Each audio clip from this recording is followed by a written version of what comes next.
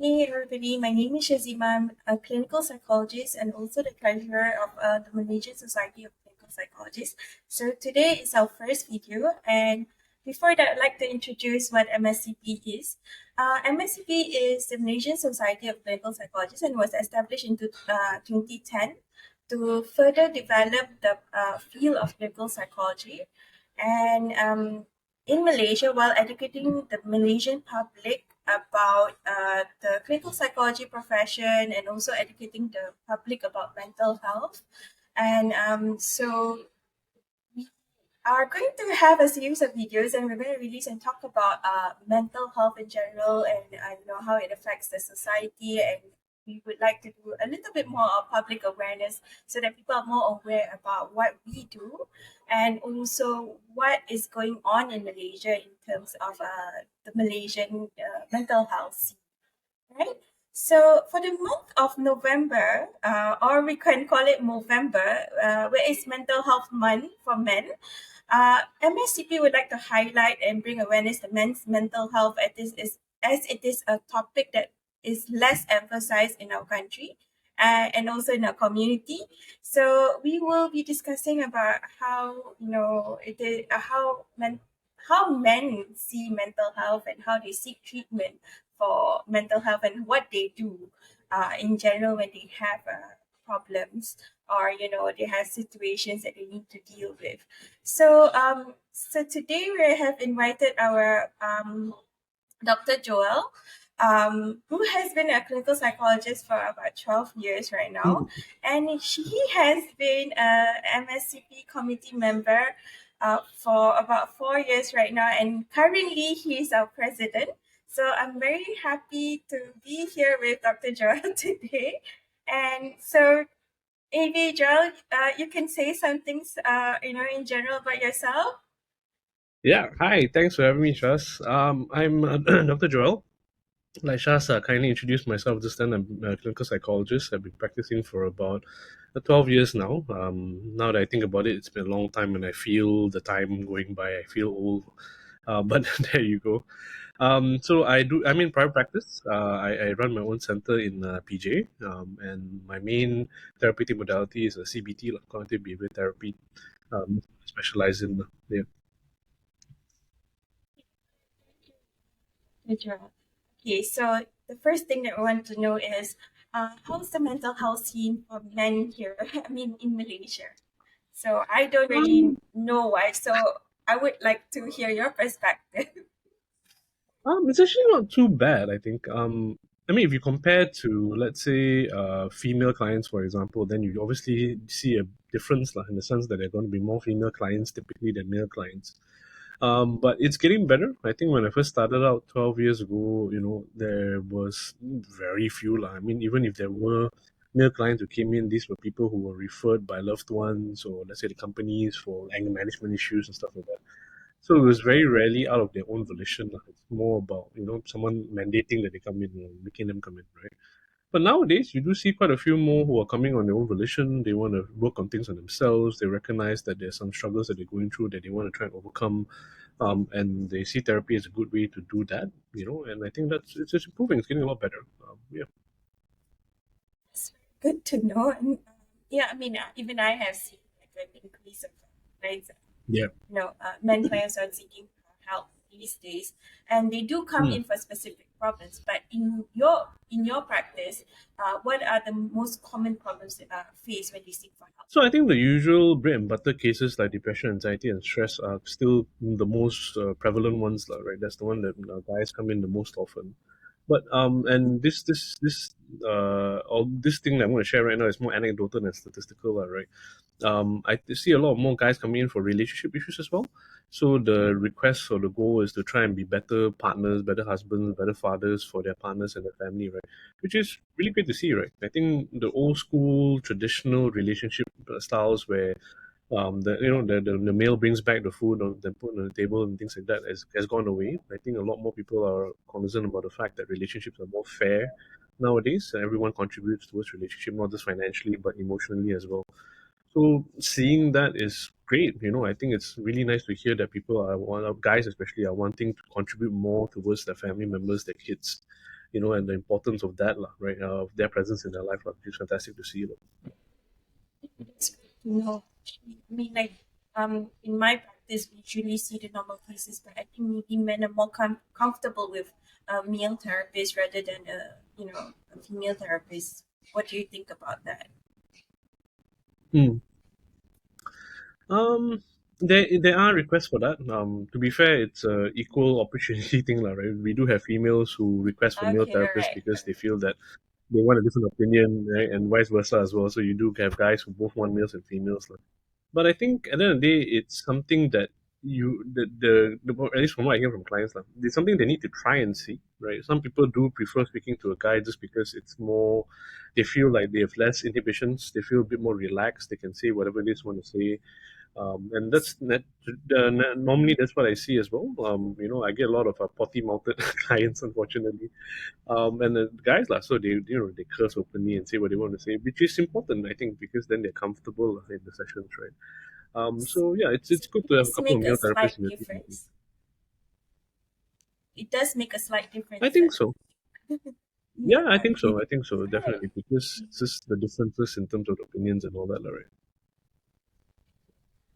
So how about the dropout rates, and do they disengage from therapy very fast, or do they go for therapy until the thing whatever it is settled?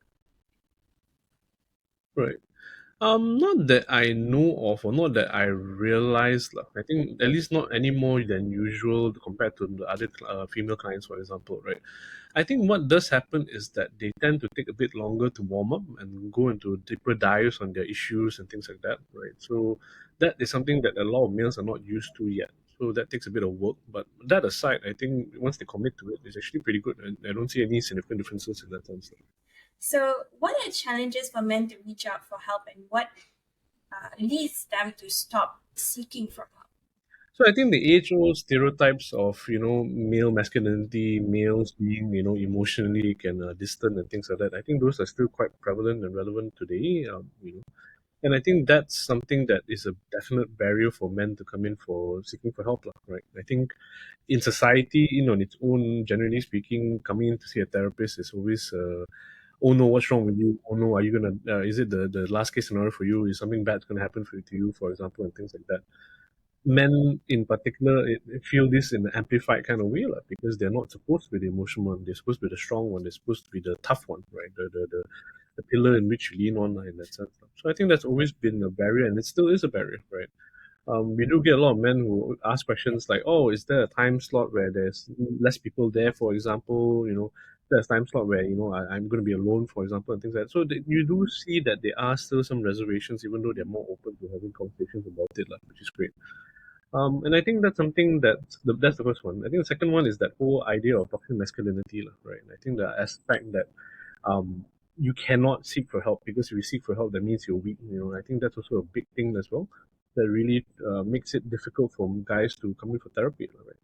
But the good news is lah, that once they finally do come in for therapy, they actually do benefit from it quite a bit, lah, right? So which is that's the barrier they need to get past, lah, I think. That's what they see with Yeah, that's right. That's right. That's right. yeah. What do you think we can do as clinical psychologists to help with this type of challenges? To actually get more men coming in for therapy. I think these conversations, like what we're having today, Shas, I think this is really good, right? Because a lot of times it's one of those things you don't know what you don't know until you know it, kind of things, right? So these kind of conversations, either between us as professionals or as mental professionals, or even amongst the community themselves, right? People will just talk about things. People will just ask questions. People will just, are curious lah, about mental health in general or men's It's mental health all in about particular. It's actually, it's all yeah, about those are eliminating things that the really. stigma as well, right? That's right. Totally That's right. agree. And I think the only way we can limit that effectively is through conversations, right? Just knowing more means we can do more, and then we are more aware about it. I think that's the best one. Second one is this: as a community, I think we just need to take a chill pill. Don't so stress about how we need to be a certain way or a certain thing, right? Like, there's no such thing as rules we have to follow. I mean, you want to follow it, great. That's you do you lah. That's fine lah. But also make space for people who are not like that, who need help, who want to reach out for help, right? So I think that's also something that we can do to encourage that idea lah, that we all need to do our own thing, stay in our own lanes if we can, and then help out where we're able to lah. There are less male clinical psychologists in. Oh yeah, I think my graduating master's class had two guys, if I'm not mistaken. Then my junior batch had like one, and then the year after that had none. I think, if I'm not mistaken. And I think that's a trend that continues to today. Like recently, I gave a lecture in one of the universities, right, in the master's program. I think there was two guys, if I'm not mistaken, in a class of about 15 people. So I think guys are always going to be like a very rare breed of therapists out there, lah, right?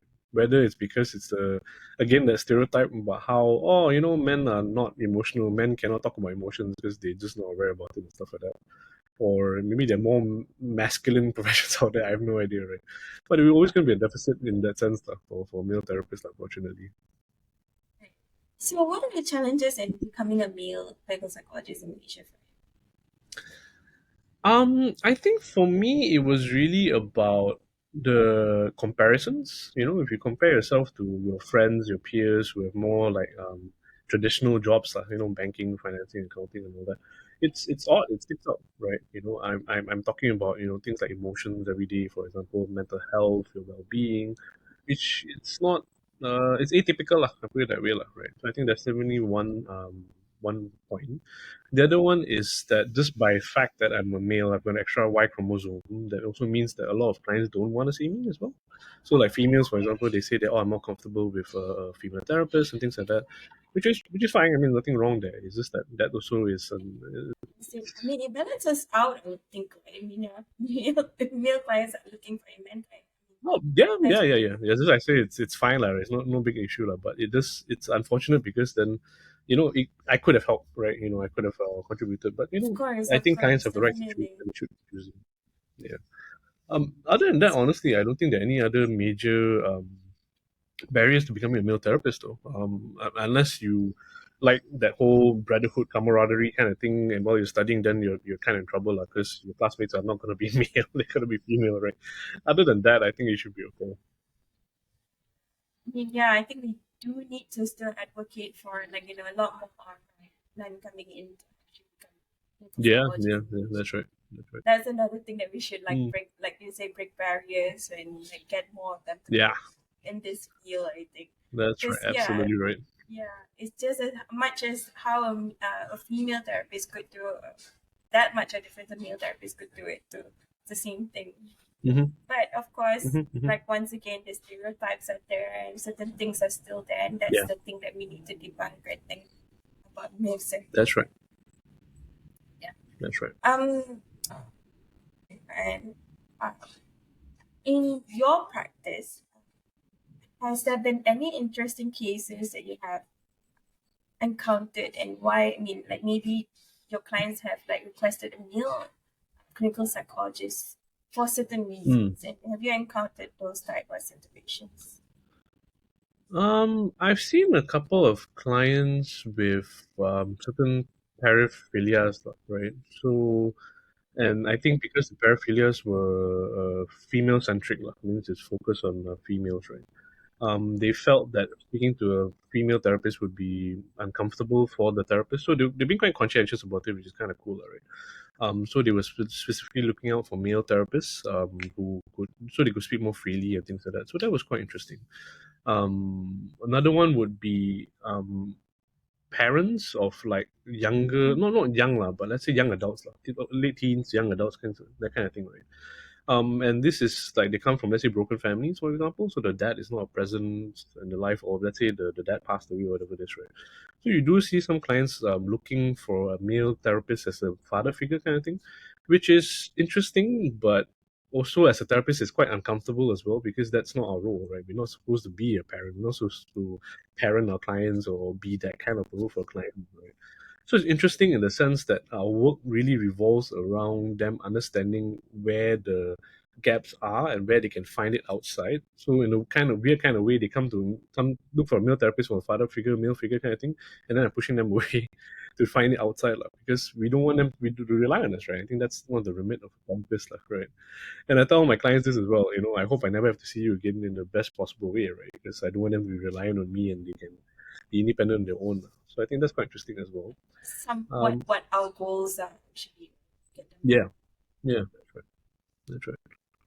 Oh, right, right. How do you handle those type of cases, like the parent coming in? I mean, it's very interesting.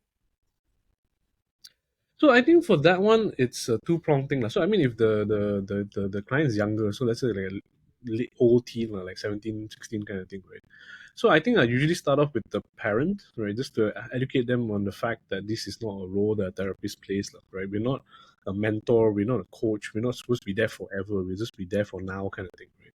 So it starts off there, and because these kids, they're not aware about that need so much. I mean, most teenagers are pretty self-reliant, they're quite independent kind of thing, right? So it's more the parent thinking that, oh, would be good for you, rather than this is something that you need. So I educate the parents. I work then after that I work with the kid to just see whether what's going on. What are the issues? How can we overcome them? So I try and move away from that whole father figure thought or aspect of things, like, in that sense, and treat them as a normal client, right? Now, are there clients who need that parental male figure in their lives? Yeah, because I think there's some things that inherently you learn from the males in your life, right?